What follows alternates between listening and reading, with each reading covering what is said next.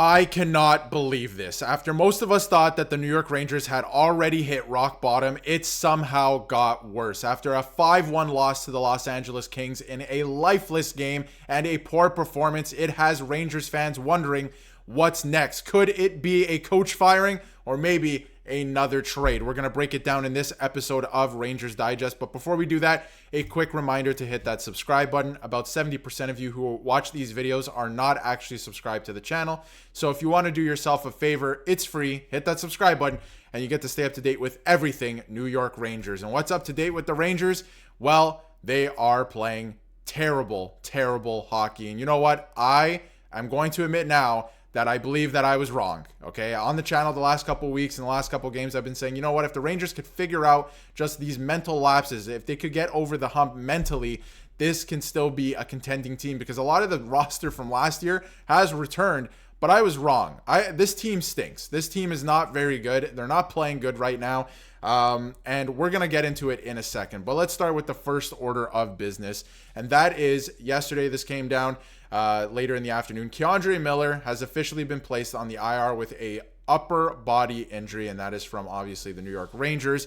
And Connor Mackley was brought up and skating in his place at practice yesterday. Obviously got into the game today, and the reason I brought this up is because the Jones and Schneider pair has been on for 9 goals scored and 3 against with some incredible advanced analytics. Like K'Andre Miller has not been good this year. He has taken, a step back. Like his development has not moved forward whatsoever. And I think that is very discouraging to say because a pairing of Zach Jones, like think about this coming into this season, a pairing of Zach Jones and Braden Schneider is probably the best on the Rangers right now. I don't know if anyone would have really saw that coming maybe last year. Maybe some people would. But anyway, the other reason I bring this up is Connor Mackley obviously gets into the lineup. He was called up and gets into a fight in this game. He is a tough customer. It was a good fight, but not a good result for the New York Rangers. And let's get into the game itself. I mean, what are we doing here? You know what I mean? Like the coaching staff, the players, what are we doing here recently? I mean, they're 3-9, I believe, in their last 12. They're 3-7 in their last 10. 3 goals in 2 minutes and 18 seconds chases Igor. And I mean, look, like, to bring up, like, poor guy, Igor Shesterkin. Like, he clearly wants to play here for the right price, obviously. Signed that contract last week. But how do you allow, and again, I went into it in a video last week that I think Igor Shesterkin is second guessing a lot of the plays right now because of the poor defense. Like his decision making is not as sharp as it should be. And I know he's a better goaltender than what he's shown this season so far because his stats are starting to reflect that he's, an average goaltender when he just signed one of the richest contracts in NHL history and the richest for a goaltender. So we know that he is better than that, but poor guy, look at this look. Like, help your goaltender out. And I mean, Jonathan Quick, I just want to leave it right here. I don't know if I'll get into Jonathan Quick later in the video, but great job from Jonathan Quick, who's also been a bright spot this season, coming into the game and kind of stabilizing things. He made a couple of big saves as well, and the Los Angeles Kings didn't score more than 5 goals after this. So, or didn't score another goal, I should say.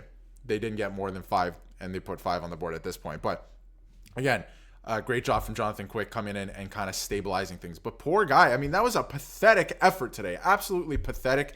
We can go through it all again. Like 2 minutes and 18 seconds, the Los Angeles Kings get 3 goals. It was 2-0 after the first already.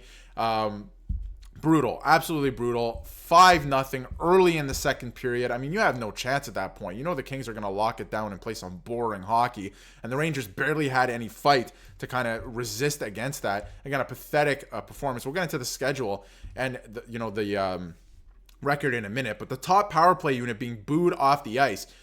Why is the top power play unit still being put on the ice at that point in the game? I think, I've been critical of everyone. I have been critical of Chris Drury. I've been critical of Peter Laviolette. But firing Peter Laviolette is not going to solve your issue here. I mean, this core has gone through 3 coaches to this point. I think Peter Laviolette's actually a really good coach. But if I can be critical of him here for a second, you're losing 5-0. At one point in this game, 5-1, right? Why is the top unit that's doing nothing getting more ice time? Why are they still on the ice? And I know we went through a couple of the quotes the other day about Peter Laviolette saying that he wants to keep them together. He knows what he has in that group. I know what you have in that group. No goals. You have no goals coming from that group or any, high danger scoring chances on the power play. Nothing. It was pathetic. I don't understand why they were still getting top power play unit ice time in the third period, down 5-1 when you weren't doing anything in the game.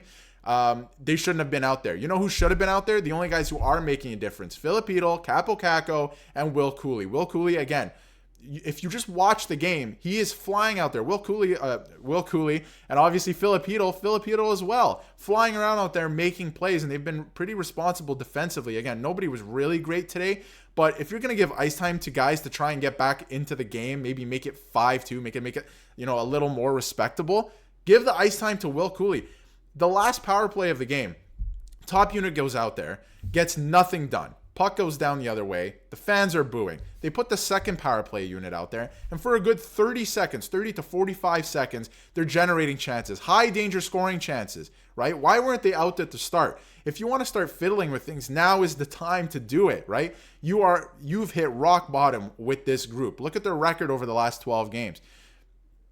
Unbelievable that they even saw the ice after that second period. Those top guys, especially on the power play. That power play from the start should have been Capo Caco, Filipino, Will Cooley, and take your pick on defense. Take your pick. Zach Jones, maybe Adam Fox, whoever you want, right? On defense, take your pick. But the top performers offensively are those three guys, and they should have been on the ice to start that. Again, like if you want to experiment,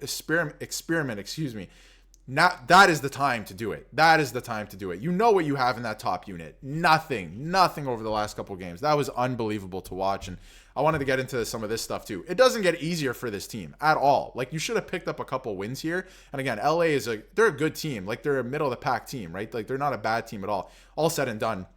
After the season, I mean, of course, I believe they're going to be like a middle of the pack team. That's a game you could win. And the schedule doesn't get much easier. I mean, your next couple games are against St. Louis, who just made a big trade, acquiring Cam Fowler, and Nashville. Nashville is the worst team in the league right now. Them and Montreal, the worst teams in the league. You have to pick up a win there. You absolutely have to.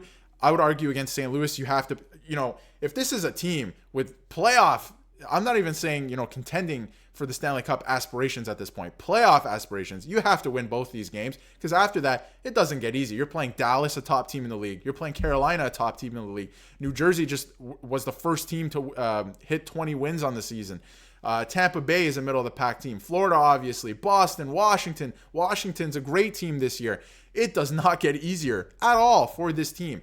And in total, the Rangers play 11 of their next 14 games against teams currently sitting in playoff positions. So it absolutely does not get any easier for this team. And again, where do they go from here? This is the question of the hour from Peter Baugh. Not even of the hour, of the last week, of the last 3 weeks, of the last month, the entire season. Where does this team go? This is the type of loss that I believe a coach could get fired after this game for. But I've been saying it on the channel. That's a mistake. You can't bring another coach into this. We know what the problem is. It's the personnel. They got to get going. The players have to get going. Why is your third line your best line consistently this whole season? It doesn't make sense to me. So they have to get going here. Maybe another move. Again, I made a video earlier about, Chris Drury might wait it out. At this point, the way that they're playing, maybe that is the way to go. I don't know if another trade or two will even help this group of players, right?